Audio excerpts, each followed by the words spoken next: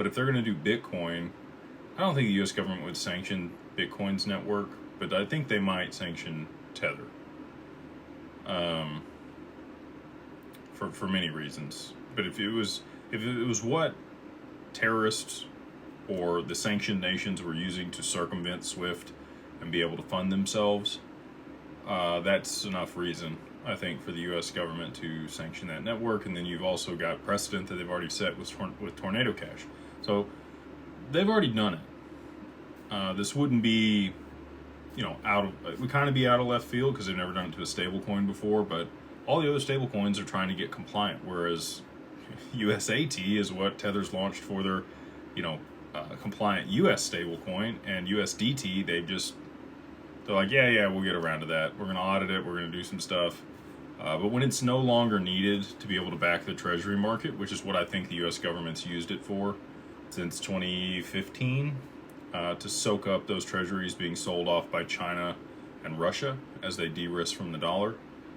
We didn't have to print that money. We just had the largest buyback of any treasuries by our treasury, $15 billion worth. If we had to be buying the whole time, we would have already been in hyperinflation. We'd be in a bad spot. So I think they've used Tether as a proxy to be able to soak up those treasuries in the meantime. And then once they no longer need that, because we have domestic demand for treasuries for stablecoin issuance, I believe that they will just go ahead and let Tether do its thing. We are coming up, and again, if you want to put your tinfoil hat on, sometimes I wear mine. We've got CZ came out a long time ago and talked about Titanic sinking, and boats that were untethered would come back up. Maybe it's a play on words to talk about Tether sinking on certain dates, but we're a couple days away here from the final voyage, the anniversary of the final voyage for the Titanic.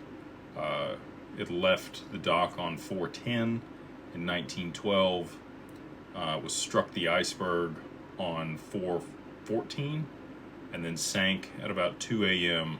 on 4/15. So over 100 years ago. And again, a lot